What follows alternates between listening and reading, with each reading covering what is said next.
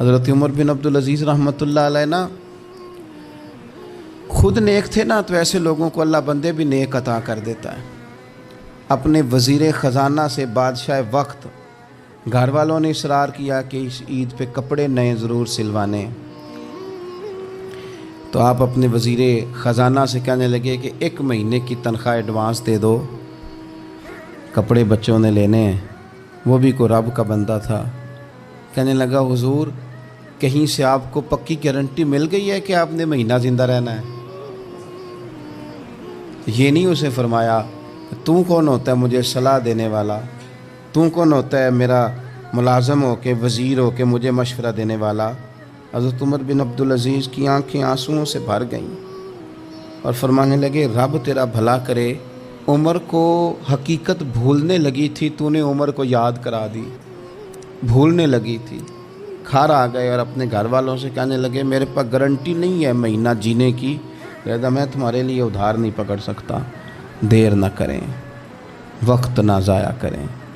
قریب آ گیا ٹائم۔ داتا صاحب فرماتے ہیں یہ 2 چیزیں لالچ اور لمبی امیدیں تمہیں غلام بنا لیں گی، کچھ نہیں کر سکو گے، تاریخیں دیتے رہو گے، کل سے، پرسوں سے، ترسوں سے، اگلے ہفتے سے، شادی کے بعد سے، رمضان شریف سے، حج کے بعد سے، نہ دیر نہ کرنا، ایسا نہ ہو کہ پیغام اجل آ جائے۔ بڑے سارے لوگ تھے، انہوں نے ابھی بڑے کام کرنے تھے۔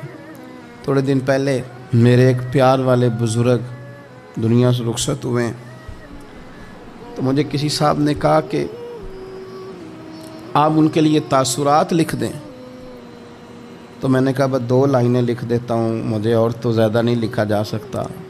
انہوں نے کہا کہ لکھ دیں، تو میں نے لکھ کے دیا انہیں کہ میری ملاقاتیں ادھوری رہ گئی ہیں، ملاقاتیں ادھوری رہ گئی ہیں اور کئی باتیں ضروری رہ گئی، کچھ ضروری باتیں کرنی تھیں، خیال تھا کہ کریں گے لیکن یہ کب امید تھی، تو ملاقاتیں نا ادھوری رہ گئیں اور میری کئی باتیں ضروری، اس سے زیادہ کچھ نہیں لکھ سکتا، اتنی سی بات ہے۔ کئی ضروری کام ایسا نہ ہو رہ جائیں اور پھر پچھتانا پڑے۔ وقت ہے، اس کو غنیمت جان لیں، اس کو غنیمت جان لیں۔ وہ کہا تھا کسی درویش نے کہ اگر آپ کے پاس ہمارا کوئی حصہ ہے تو دیر نہ کرو ہمیں دے دو، اگر ہمارے پاس کوئی آپ کا حصہ ہے تو سجنوں دیر نہ کرو وہ لے لو، کہیں ایسا نہ ہو کہ کل کو کہتے پھرو کہ ملاقاتیں ادھوری رہ گئی، کئی باتیں ضروری تھی جو رہ گئی ہیں۔ اللہ تعالیٰ بڑی جلدی سمجھ دے اور دل ہمارا پھیر دے۔